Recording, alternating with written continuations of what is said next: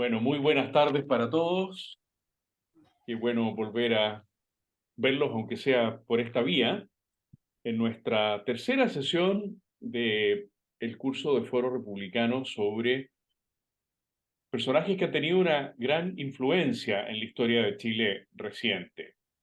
Ya se ha hablado de Jacques Maritain, la sesión pasada de Lenin, hoy nos haremos cargo de Ernesto Guevara, y después nos quedan las sesiones sobre Hayek y Schmitt, que van a ser sesiones muy importantes porque quizá conocemos menos de su influencia en Chile. Pero hoy sí nos vamos a dedicar probablemente a la persona que hemos visto más veces reflejada en poleras, afiches, letreros, páginas web, seguramente hasta calcetines. Ernesto Che Guevara. Te agradezco mucho a la Valeria que esté administrando la clase y a todos ustedes que se hayan, como siempre, interesado por la formación que procuramos ofrecer en este periodo de la historia nacional en que es tan importante que nos formemos lo mejor posible en materias doctrinarias, históricas, económicas y también en algunos instrumentos de acción pública. Bueno, si puede afirmarse, como lo comentamos en la sesión anterior, que Lenin ha sido una de las personas más importantes para las izquierdas violentistas en Chile. En realidad, el Che Guevara supera la presencia y la influencia a nivel simbólico, sentimental, de masas, que tuvo Lenin. Ocupa el Che Guevara simplemente el cenit de esa influencia, no solo en los símbolos, sino también en las lecturas de mucha gente y en los comportamientos que muchas personas tomaron desgraciadamente en los últimos 60 años en Chile. Como sabemos, Ernesto Guevara estuvo de paso por Chile por allá por comienzos de 1952, en ese periplo en moto que estaba haciendo, mucho antes de su aventura cubana, por lo tanto. Pero va a ser justamente después del triunfo, desgraciado triunfo de la Revolución Cubana en enero de 1959, y particularmente después de que él comienza a asumir diversas tareas que, para las cuales no estaba en lo más mínimo preparado, Banco Central, Ministerio de Hacienda, y comienza también a desarrollar sus tesis revolucionarias que la influencia que comienza a tener el Che en América entera y también particularmente en Chile se hace muy grande. La suya, como vamos a ver, es mucho más una influencia en los sentimientos, en el afán por hacer la revolución, que en las ideas concretas que el Che desarrolló sobre el modo de hacer la revolución.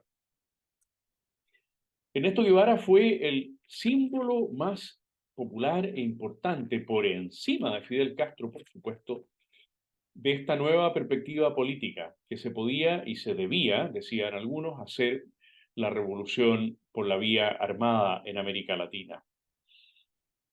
Ese acierto fotográfico que después será llevado a la iconografía, el acierto fotográfico de esa foto de su mirada hacia el horizonte con el pelo largo, la boina negra, que adornó y sigue desgraciadamente adornando las paredes de dormitorios universitarios, dormitorios juveniles y, como decíamos, de tantas poleras, afiches, letreros. Esa imagen tiene detrás todo un heroísmo, por supuesto, mal practicado y peor recepcionado, que fue el que realmente influyó. Miremos un ejemplo. El presidente de la Juventud Socialista, quien llegaría a ser presidente de la Juventud Socialista y diputado, Carlos Lorca, durante la Unidad Popular, años antes, cuando había oído hablar del Che, ya había hablado con jóvenes de su partido, eran muy jóvenes, estaban terminando la enseñanza media, algunos, otros recién en sus primeros años de universidad, para embarcarse en las aventuras guerrilleras del Che, que como sabemos no solamente tuvieron lugar en Bolivia, primero en Cuba, por supuesto, sino que también en el África. Querían ir a combatir junto al Che, porque lo que les impresionaba no era su tesis, ya vamos a hablar de la tesis a continuación, sino ese ejemplo de guerrillero heroico que había hecho un acto de desprendimiento fundamental, que había abandonado su nido burgués para transformarse en un luchador de uniforme verde oliva.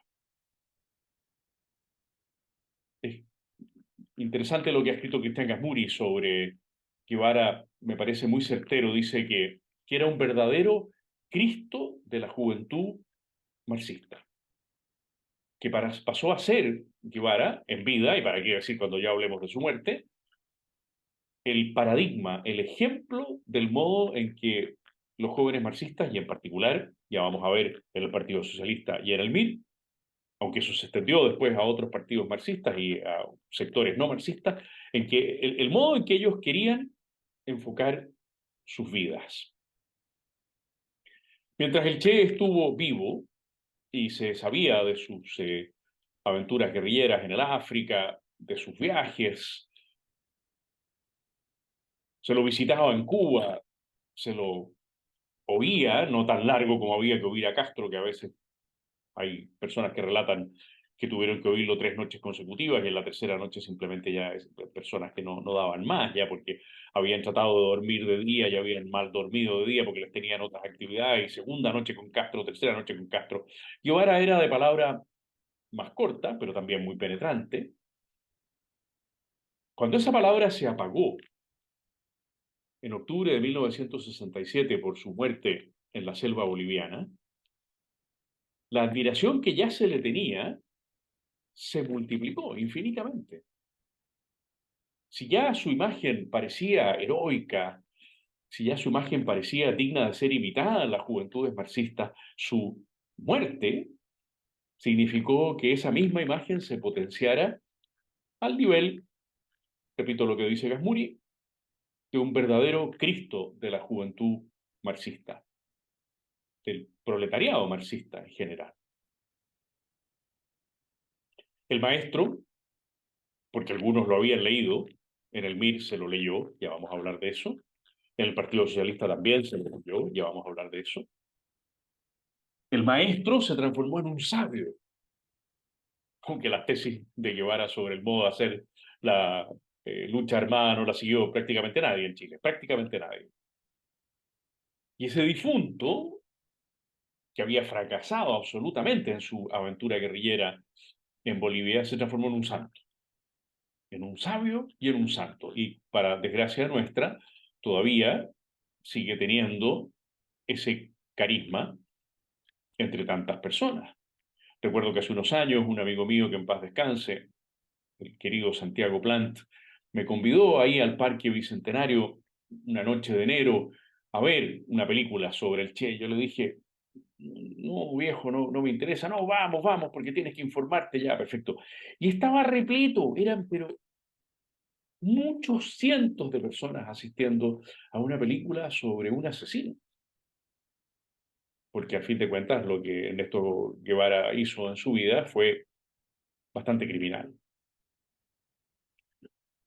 Un joven liceano de esos años 60 y sobre todo del año 67, del año de la muerte del Che, escribe, me conmovió la noticia de la muerte del Che. Desde ese momento asumí una nueva dimensión de la política. Miren qué cosa más absurda. Asumir una nueva dimensión de la política porque un tipo se ha lanzado, armas en la mano, a tratar de conquistar un segundo país para el marxismo. De hecho, cuando se supo de la muerte del Che, como ya sabemos que se supo que el Che había sido capturado y finalmente asesinado, no murió en combate, en Concepción hubo incidentes gravísimos en la ciudad.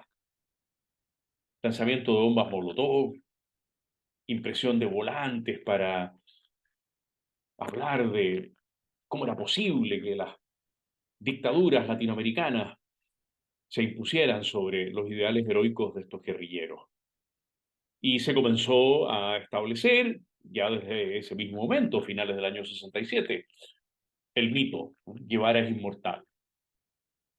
Ya el MIR asumió uno de los lemas típicos de el Che Guevara, patria o muerte, venceremos.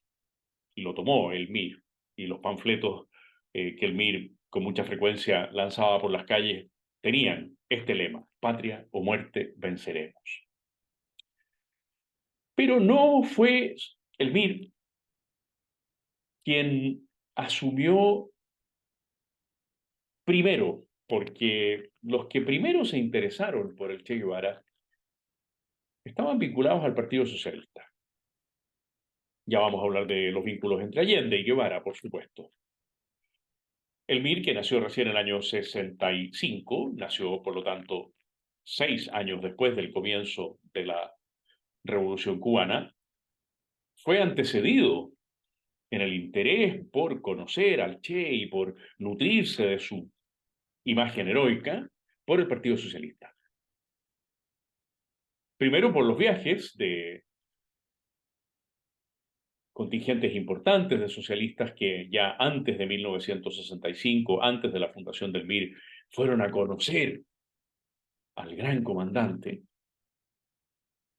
Y después porque nos consta que el año 66, sí, ya el año 66, uno de esos viajeros, Elmo Catalán, nos suena a todos el nombre porque es el nombre del periodista que le dará el rótulo a las brigadas de choque del Partido Socialista, Elmo Catalán, en Cuba, el año 66, recibió, y era la continuidad de los viajes que otros socialistas habían hecho antes, entre ellos ya lo diremos Allende, recibió la misión del Che, por petición expresa de Guevara, de formar en Chile, al interior del Partido Socialista, un grupo de apoyo para su futura aventura en Bolivia.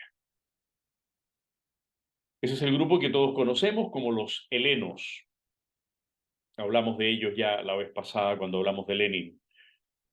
Dentro del Partido Socialista, el grupo llamado Ejército de Liberación Nacional, remedando el Ejército de Liberación Nacional de Bolivia.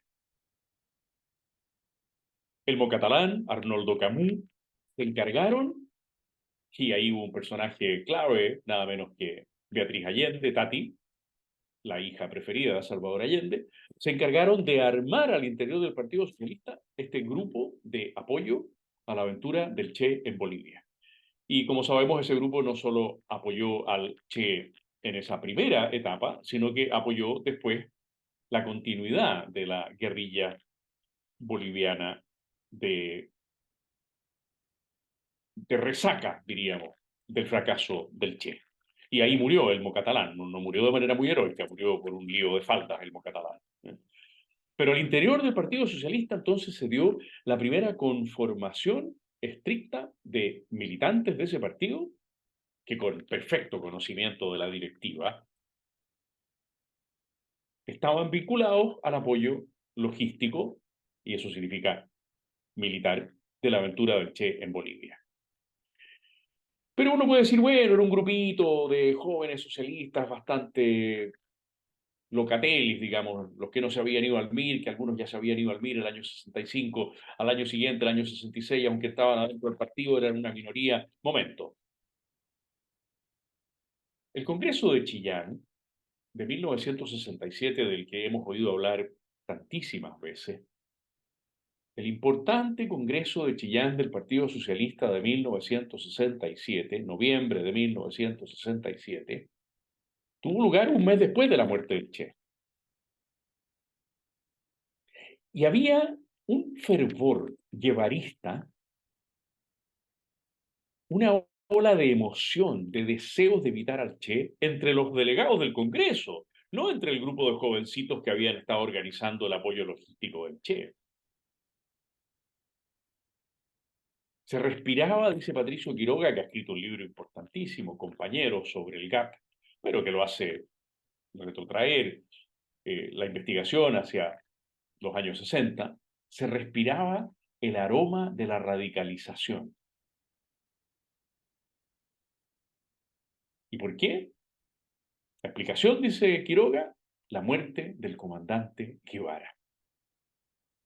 O sea, los socialistas tan moderados ellos que eligieron en ese mismo Congreso la continuidad de Aniceto Rodríguez,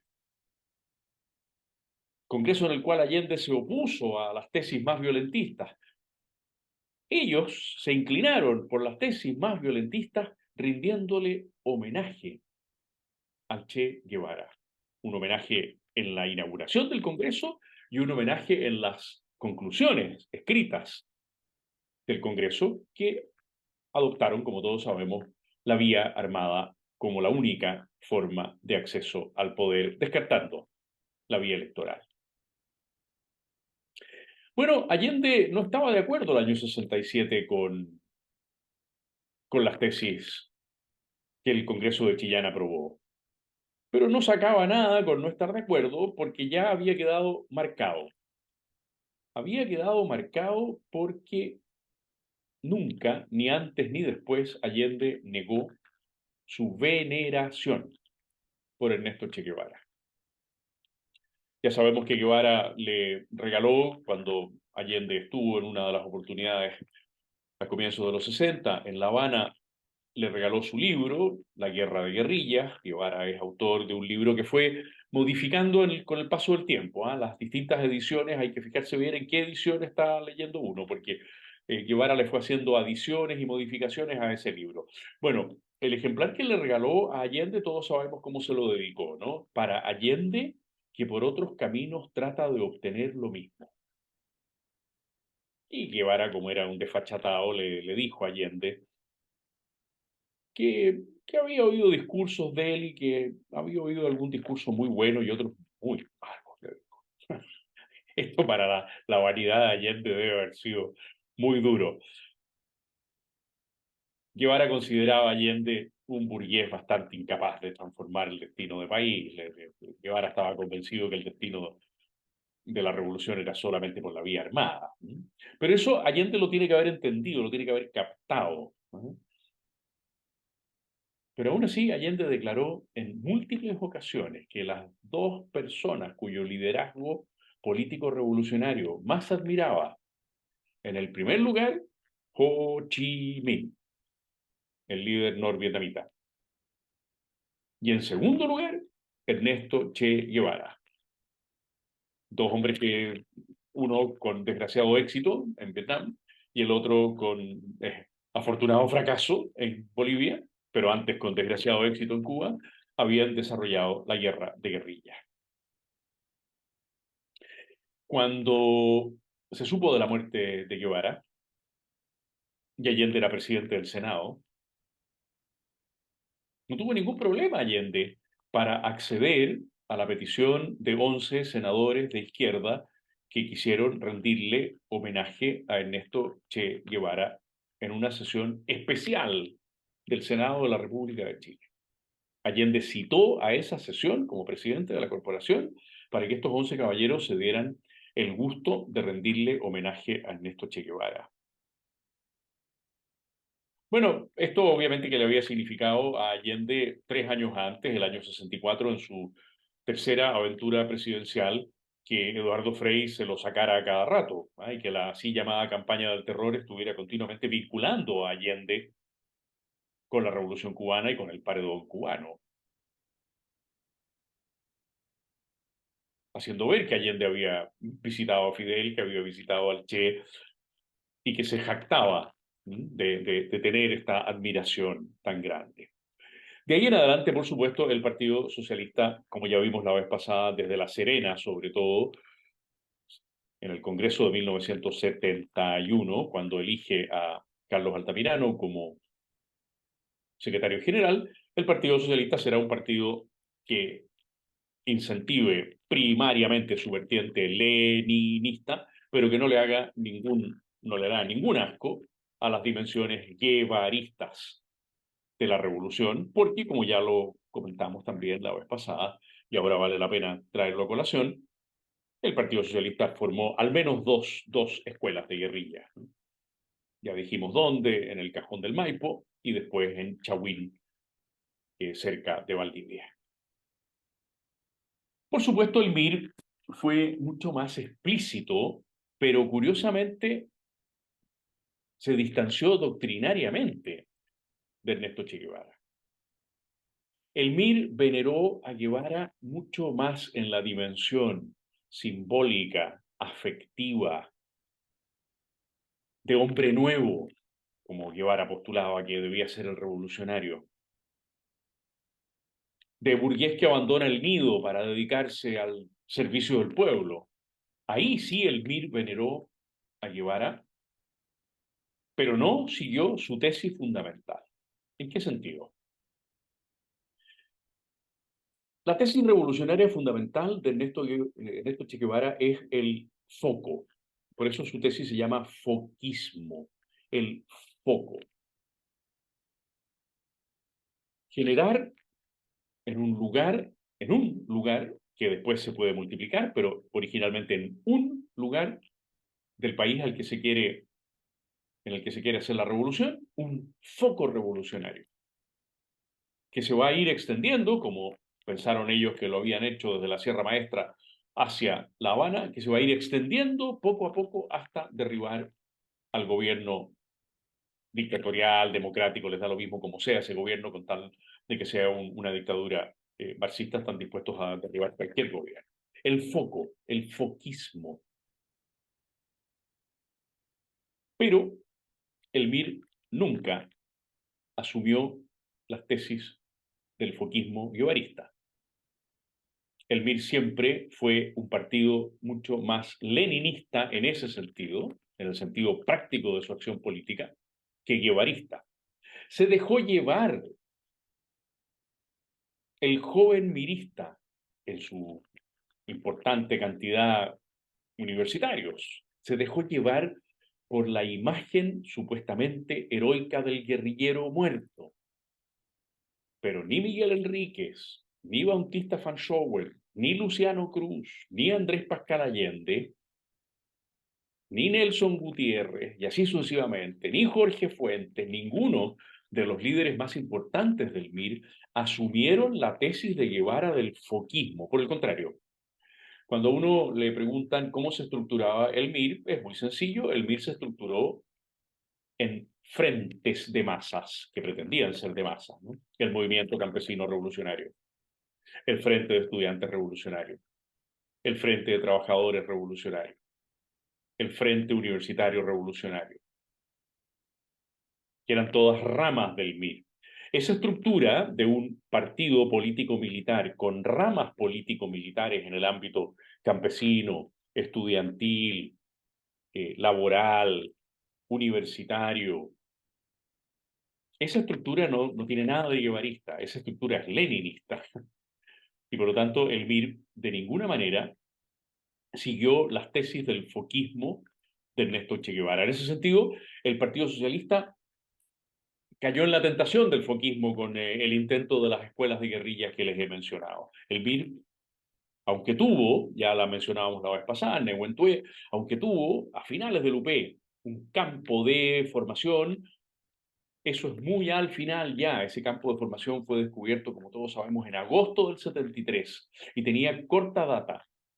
El MIR quería trabajar más bien con los frentes de masas en los distintos campos de la acción político-militar y no centrarse en un solo foco guerrillero. En ese sentido fue muy importante la crítica que hizo en la Universidad de Concepción una intelectual brasileña llamada Vania Bambirra, una mujer poco conocida, pero que influyó muchísimo en la Universidad de Concepción en los años 60, finales de los 60 y 70. Vania Bambirra, brasilera, pero contratada ahí como tantos extranjeros que estaban contratados en las universidades chilenas para hacer la revolución, las universidades los contrataban para hacer la revolución, criticó directamente la tesis del foco guevarista y reforzó la tesis mirista, ella estaba muy vinculada con el MIR, la tesis mirista de los frentes de masa, porque además era ahí donde el MIR le podía competir al Partido Comunista. Si el MIR se iba a la selva, a los bosques, no iba a poder competir nunca al Partido Comunista. El único lugar en el cual le podía competir al Partido Comunista eran los llamados frentes de masa.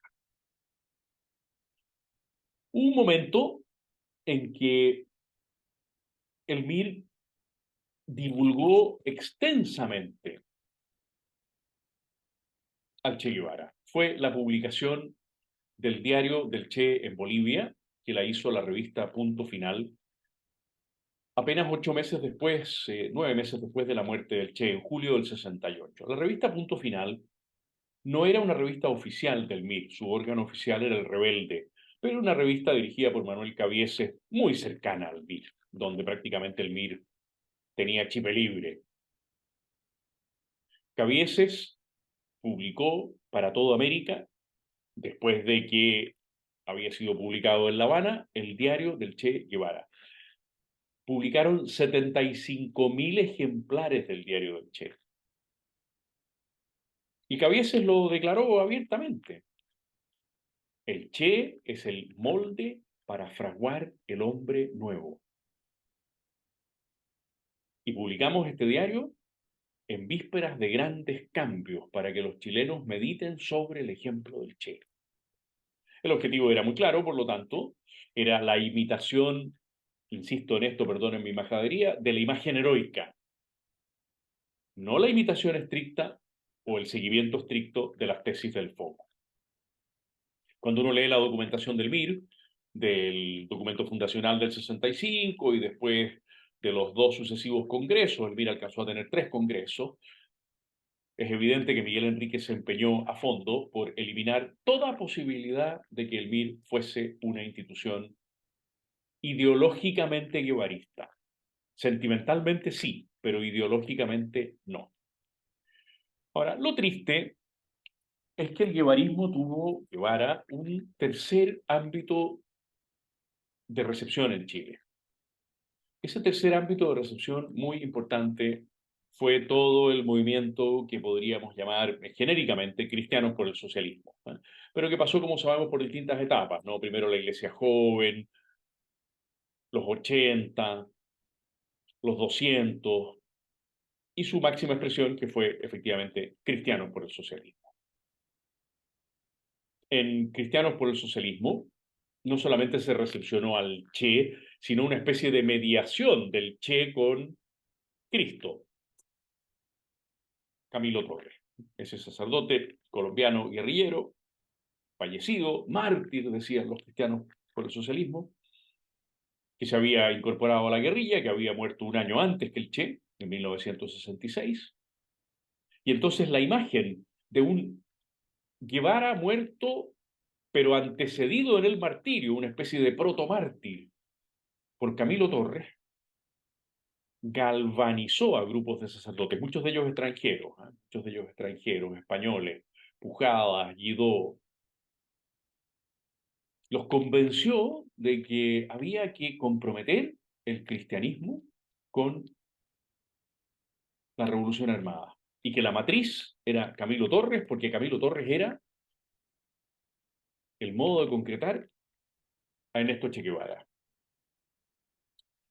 Esto no partió así de la noche a la mañana. Esto no fue que un par de curitas dijeran, eh, oye, qué bonito el ejemplo de Camilo Torres, qué interesante lo que hizo Ernesto Che Guevara. No, no, no. Ya el año 68, al año siguiente de la muerte del Che, cuando existía Iglesia Joven, que estaba a punto de tomarse la catedral, todavía no sabíamos de la existencia de ese grupito. Estaba a punto de tomarse la catedral, el grupito integrado por Miguel Ángel Solar, Clotario Blest y varios sacerdotes y religiosas que se tomaron la catedral el 11 de agosto del 68. Ese grupito que se autodenominó Iglesia Joven recibió un gran impulso de parte de la revista Mensaje. Porque la revista Mensaje escribió textualmente: amor, dolor ante la injusticia, decisión de luchar contra ella hasta la muerte, renuncia total, lealtad y consecuencia. Eso fue el Che y el ejemplo que deja. Una revista de una institución de la Iglesia Dice que el Che dejó amor, dolor ante la injusticia, renuncia total, lealtad y consecuencia. Usted comprenderá que cuando una revista del peso, de la importancia que tenía Mensaje, dice algo así, curiosamente, por esos mismos días, ese hombre tan notable, unos meses después, que fue Hernán Díaz Arrieta, Alone, el gran crítico literario del Mercurio, pero que además publicaba artículos sobre actualidad política, escribió: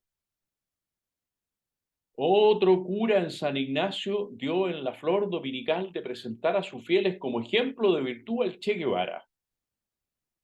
Ese fraile es un imbécil, escribía Hernán Díaz Arrieta Alone sin ningún problema. O sea, comenzaba a estar en el ambiente de algunos eclesiásticos, en una revista importantísima, en la prédica de un fraile, el ejemplo de virtud del Che Guevara, el ejemplo de amor, el ejemplo de renuncia, el ejemplo de lealtad y consecuencia. Cuando se tomaron la catedral, el 11 de agosto del 68, en la iglesia joven, Lotario Blest, sí, que había sido presidente de la CUT, ya no lo era a esas alturas, declaró: estaremos de la mano con nuestros hermanos marxistas, siguiendo el ejemplo de Camilo Torres, porque nosotros reverenciamos al Che Guevara, lo admiramos, lo reverenciamos, lo admiramos. Cuando estaba por terminar la ocupación, los que estaban dentro de la catedral asistieron a una misa y ¿saben qué imágenes había detrás? Una de las imágenes que había detrás era la del Che Guevara. Y uno de los oradores, porque no hubo una prédica, hubo varios oradores, llamó al Che Guevara en esa misa del 11 de agosto de 1968 en la catedral el cristiano perfecto. Mencionó también a Camilo Torres, por supuesto, a la pasada, pero al Che lo calificó, este orador, de cristiano perfecto.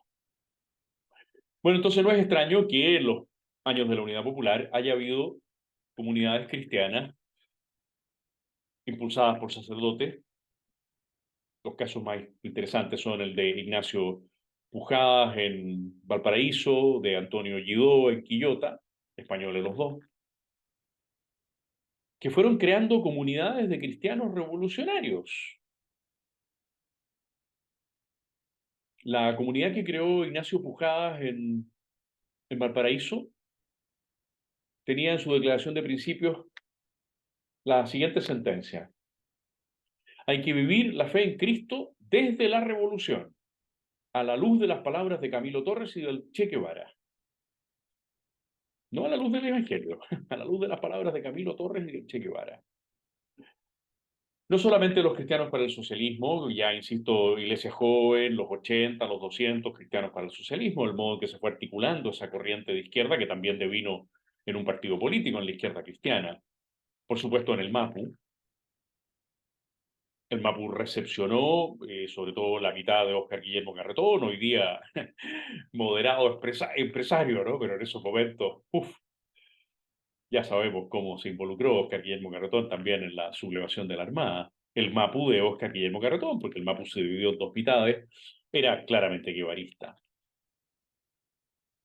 Me parece que Gonzalo Vial ha hecho, mi maestro, una excelente síntesis cuando dice: a finales de 1971, el sector guevarista era muy fuerte.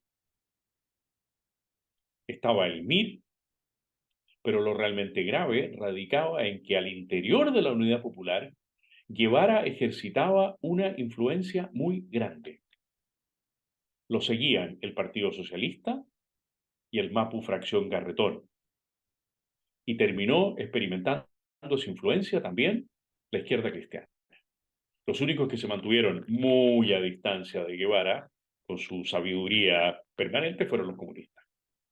Todos los demás bebieron en ese charco. Pero no solamente en la política. Si Guevara, como hemos dicho, era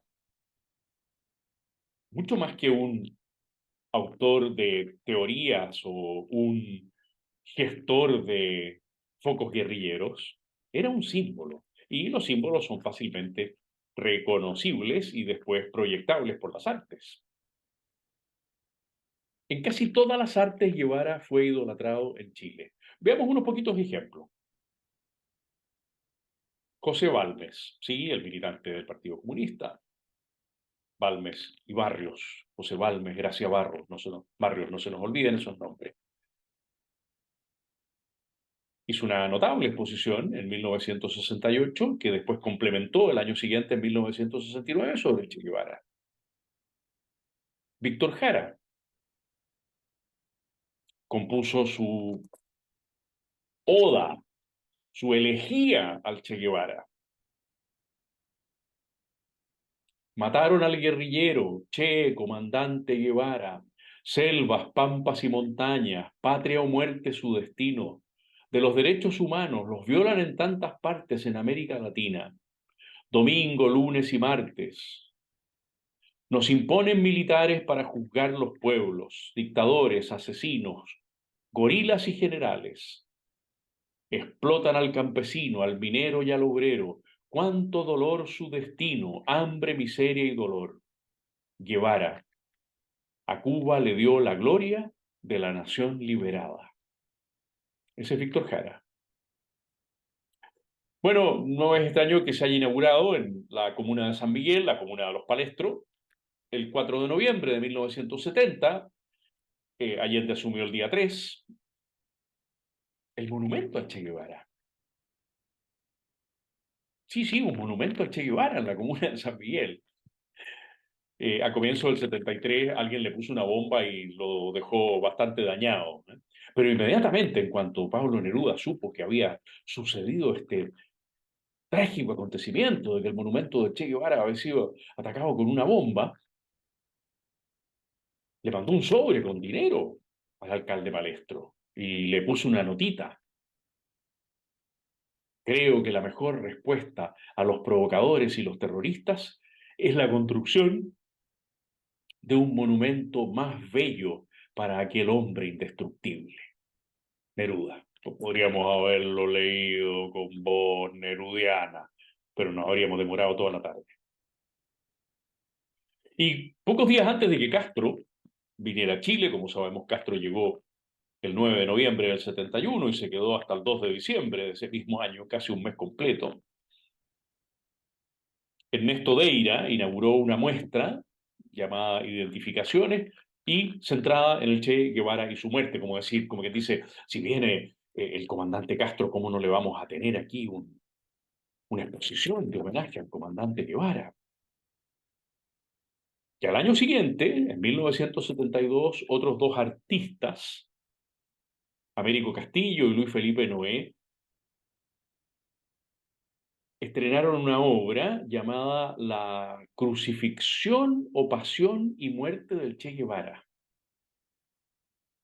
Crucifixión o pasión o muerte y muerte del Che Guevara.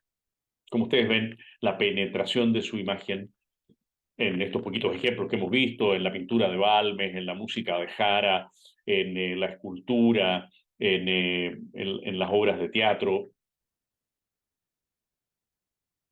muy extenso. ¿A quién admiraban todas estas personas? ¿Qué había dicho Guevara? Vale la pena recordar pura y simplemente dos planteamientos de Guevara, para que se nos queden bien grabados, ¿no? Como saben, aparte de la tesis del foco, Guevara insistió en la idea del hombre nuevo. Y los miristas se creían estos hombres nuevos. Y veían en Miguel Enríquez y en Bautista Fanchowen. Y cuando murió Luciano Cruz, se nos fue un hombre nuevo. La tesis del foco que ya hemos comentado, la tesis del hombre nuevo. ¿Cómo describía el hombre nuevo Guevara? Como un hombre, decía él, en que se ha galvanizado, todos sabemos lo que es la galvanización, el espíritu nacional que lo prepara para tareas más duras, para resistir represiones más violentas. Y ahora, textualmente,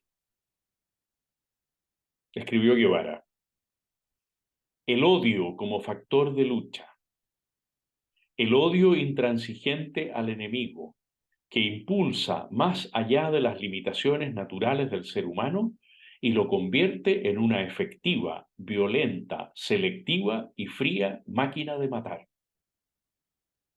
Nuestros soldados tienen que ser así. Un pueblo sin odio no puede triunfar sobre un enemigo brutal. El hombre nuevo es el hombre que tiene que dejarse impregnar de tal manera por el odio intransigente que lo impulse, que lo convierta en una efectiva, violenta, selectiva y fría máquina de matar. Caramba, ¿a quién imitaban? ¿Eh?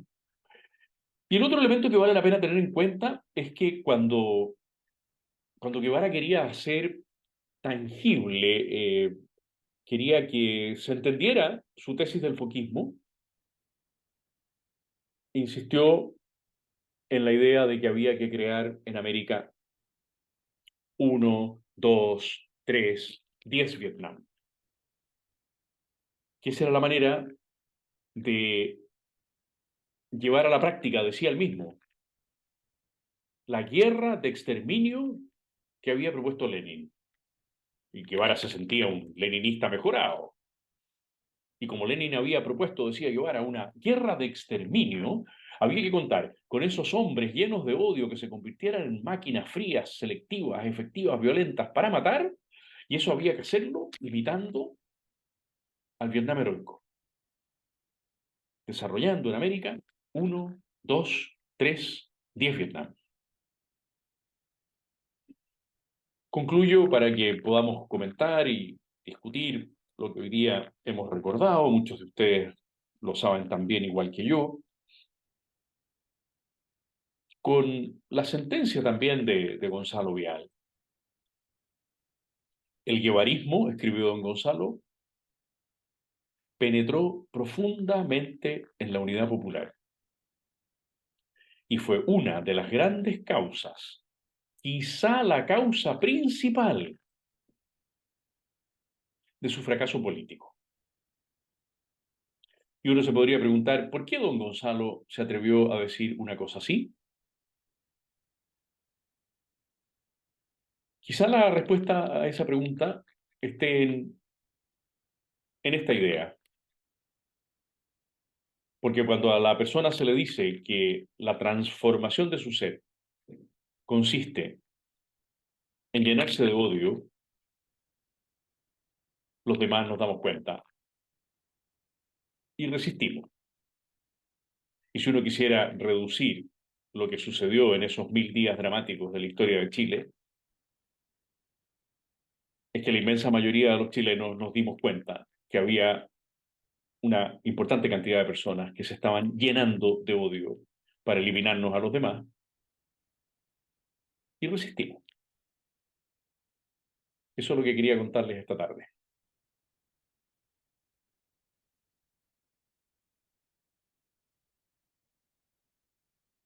Espero no haberlos dejado muy... No, para nada. Súper edificante, Che Guevara. Gracias, gracias, gracias.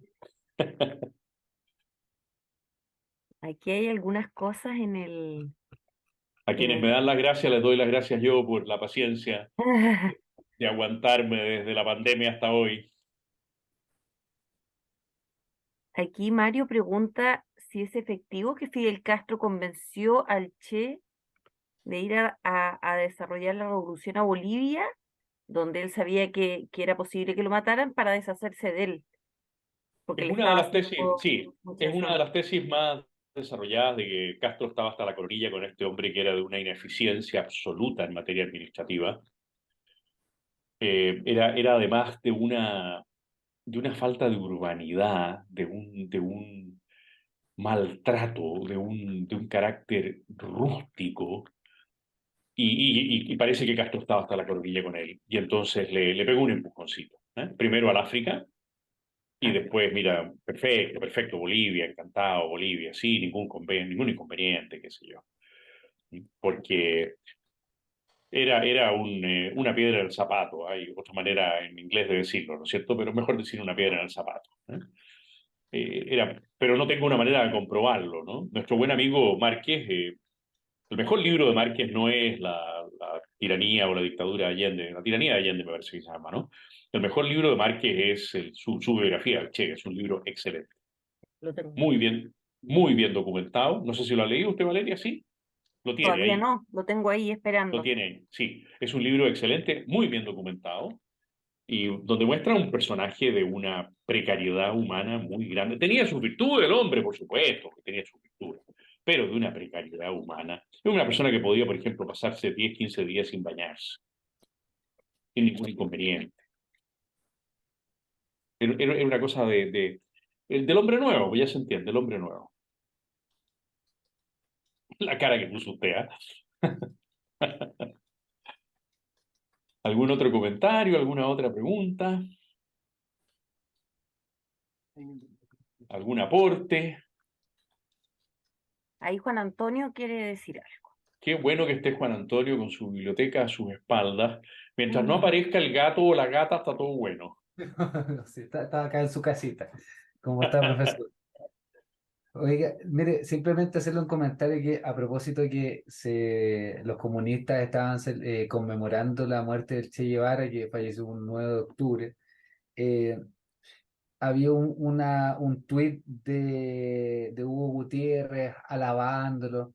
Y yo me acordé de una cosa porque aparece en este libro el libro negro del comunismo, la capacidad asombrosa que tienen los marxistas de borrar las atrocidades. Eh, y esto, una pequeña digresión. Yo acá me di la lata de leer y subrayar aquellas partes en donde se hablaba de los padres desesperados en Vietnam y en China que cedían a sus hijos por hambre, se los pasaban a otras familias porque no podían comerse a sus propios hijos. Entonces yo creo que de ahí viene este concepto de lo que se conoce como los comeguaguas. Entonces, ellos tienen la capacidad de hacer una cumbia, de decir, oye, dicen que somos los come guagua, jajaja. Entonces, es impresionante, es asombroso cómo se relatan cuestiones de que cuando ellos decían alguna palabra en los gulags, tenían que saltar a las lagunas congeladas los prisioneros, y esas cuestiones se olvidan. Y volviendo al Che Guevara, que también aparece acá en el libro del comunismo, casi la misma cita que usted estaba haciendo, hay que glorificarlo. Es simplemente asombrosa la capacidad que tienen para hipnotizarnos y para que haya chilenos que digan, sí, en realidad, mira, pero si tú lo ves desde este punto de vista, en realidad no era tan malo. Es increíble. Ese es el comentario, ¿no? Así es, Juan Antonio, y en el libro de Márquez, no me acuerdo la cifra, pero viene la cifra, me parece que es 500 y tanto, el número de personas que personalmente Guevara mandó al paredón. No, no estamos hablando de personas que él tuvo algo que ver, no, personas que directamente él mandó al paredón, 500 y tantas personas, pero como no revisé la cifra, pido disculpas por no haberlo hecho, porque no se trataba de una biografía de Guevara, sino de la influencia de Guevara en Chile, pero podría haber revisado la cifra el profesor Rojas, ¿no es cierto?, haberse preparado mejor. Pero me parece que es 500 y tantas la cifra de personas que mandó al paredón directamente. Beatriz,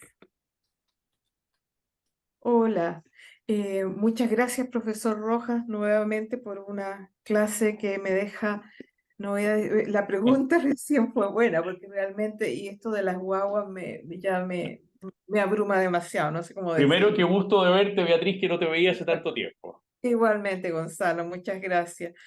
Bueno, tengo una pregunta, yo creo que tiene que ver en la misma línea de Juan Antonio, ¿no? Que con esa ideología, y yo me he enfrentado también a personas que hablan así y que no hay forma de poder conversar con ella. Entonces, yo digo, con personas que creen que el odio es una herramienta, por lo tanto ya se posicionan en un lugar donde casi no va a haber diálogo, ¿ya? Las máquinas de matar, aunque algunos no lo dicen así, casi llegan a ese punto. Mi pregunta, que es un poco retórica, porque creo que tengo mi propia respuesta, pero ¿se puede dialogar con esas personas, dado que estamos desde una base valórica completamente distinta? ¿Se puede dialogar? Lo pregunto también en relación y en el contexto de lo que estamos viendo hoy día con Hamas, por ejemplo, porque sabemos que no se puede confiar en los acuerdos, eso lo hemos visto en Chile. Con Hamas también estamos como en una plataforma valórica totalmente distinta. Entonces, te pregunto una pregunta muy grande, yo sé, pero ¿cuál sería la respuesta? ¿Qué se puede hacer enfrentados a ideologías de este tipo? Ese Depende de los sería. ámbitos. Sí, te agradezco la pregunta, Beatriz. Depende de los ámbitos. En el ámbito de relaciones, por ejemplo, profesor-alumno, ese diálogo es imperativo. O sea, cuando un alumno, ya sea de enseñanza media o universitario, se despacha con una tesis de marxismo radical, uno tiene la obligación ética de agotar los recursos para hacerle ver a esa persona. En el ámbito de la vida social también es imprescindible, guardando ahí la prudencia de que no destruya un ambiente, un asado entretenido, No, claro, un paseo familiar y alguien dice una tontería y entonces se produce y finalmente nos terminan retando porque tú siempre estás peleando con los demás y uno dice, ¿cómo estoy peleando? Estoy tratando de defender la verdad, no estoy peleando.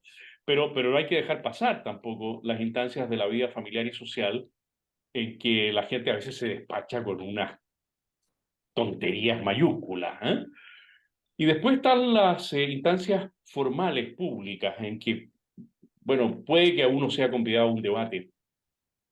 Yo estaba acordándome ahora, mientras tú hacías el comentario, la pregunta, de que la última vez que yo fui invitado a un debate fue en Estado Nacional, quizá ya unos 10 años atrás, y estaban Andrés Saldívar y Andrés Pascal Allende. Me parece que fue en esa oportunidad. Y yo me preparé, pero muchísimo, me preparé muchísimo, muchísimo, con muchas citas de Andrés Pascal Allende, de tal manera de que no fuera yo el que hablara, sino que fuera él el que hablara. Entonces uno tiene que ir, si le dan la oportunidad de estar en un debate a uno, uno tiene que ir con todos los instrumentos, no puede confiarse de que va a dejar la verdad en buen pie por espontaneidad. Y tampoco puede ir uno puro y simplemente a marcar tarjeta, ¿no es cierto? Decir, bueno, aquí no hay nada que hacer y que se le note a uno una cierta desidia, porque con estos tipos no se puede conversar, o mira, yo no voy porque no tiene ningún sentido. No, hay que aprovechar, claro, en ese sentido, quienes vimos en vivo y en directo y quienes lo han podido ver después por los poquitos programas que quedaron grabados a Jaime Guzmán debatiendo, uno dice, bueno, ahí está el ejemplo, ¿no es cierto? Hay otros muy buenos, ¿ah? Pero el ejemplo de una persona que jamás arrugó, usemos la expresión chilena, ¿no? En ninguna instancia. Entonces creo que ahí hay tres dimensiones en las cuales uno puede implicarse, si quiere, una cuarta, que es la de la amistad personal. De repente uno tiene un amigo, una amiga que está muy mal orientado y a la cual se le puede destinar tiempo a esa amistad. Le detesto y lo discutimos. Claro, a veces uno dice, pero esto es para el día de San Blas, pues, o sea, en 20 años más a lo mejor esta persona. Bueno, pero si uno tiene una buena amistad con alguien, ¿por qué perderla? En ese sentido, yo creo que es muy valioso seguir a Sergio Muñoz Rivero. Sergio, como ya lo hemos comentado en otras oportunidades, creo que también el jueves pasado fue tanto tiempo militante del Partido Comunista, fue director de la revista Ramona, fue un hombre que estuvo en campos de prisioneros, fue un hombre que fue al exilio, y hoy día oírlo hablar a Sergio, y lo vamos a tener este sábado, acuérdense que este sábado es la Feria de los Buenos Libros, la Feria de los Buenos Libros en Rapalo 4322, ahí tenemos 9 libros vamos a presentar y 2 stands de exposiciones, y uno de los que va a presentar el libro es nada menos que Sergio Muñoz Rivero. Y oírlo hablar y uno se conmueve, porque uno dice, este hombre sufrió, pero su sufrimiento no lo determina a la venganza, al odio, a la revancha. Por el contrario, ese sufrimiento le hace ver a él cuál fue la causa de ese sufrimiento, la causa remota. Y la causa remota, no quiero yo interpretar a Sergio Muñoz, a lo mejor estoy siendo un poco delicado al decir esto, pero me parece que la causa remota no son los campos de detención de prisioneros donde lo pasó muy mal, sino que la causa remota viene de más atrás, ¿no? Perdón que me extendí tanto. Muchas gracias. A ti, Excelente. Beatriz, mucho gusto de verte. Espero verte en persona el sábado. El sábado, de todas maneras. Qué bueno. Si hubiera una última pregunta, tenemos un pequeño espacio todavía. Bueno, entonces les doy las gracias muy profundamente a todos. Ya no los veré más yo en este curso. Los dos profesores que vienen a continuación son especialistas en Hayek y en Schmidt. Son los profesores Andrés Barrientos y Máximo Pavés. Máximo Pavés debe estar hoy día saliéndole humo a la cabeza con las votaciones de los expertos. Así que él, como buen discípulo de Jaime Guzmán, va a ser Carl Schmitt, y la semana que viene Andrés Barrientos va a ser a Friedrich von Hayek, que es tan importante en la historia de Chile. Muchísimas gracias a todos. Gracias a ti, Valeria, por la administración, y en los otros cursos nos veremos, pero de todas maneras nos veremos este sábado. Incluso se puede ir con gato, Juan Antonio, no hay inconveniente. Muchas gracias. Un abrazo grande para todos. Chao, Gracias. profesor. Chao a todos. Nos vemos el Chao, sábado, chao. los que puedan. Chao, gracias.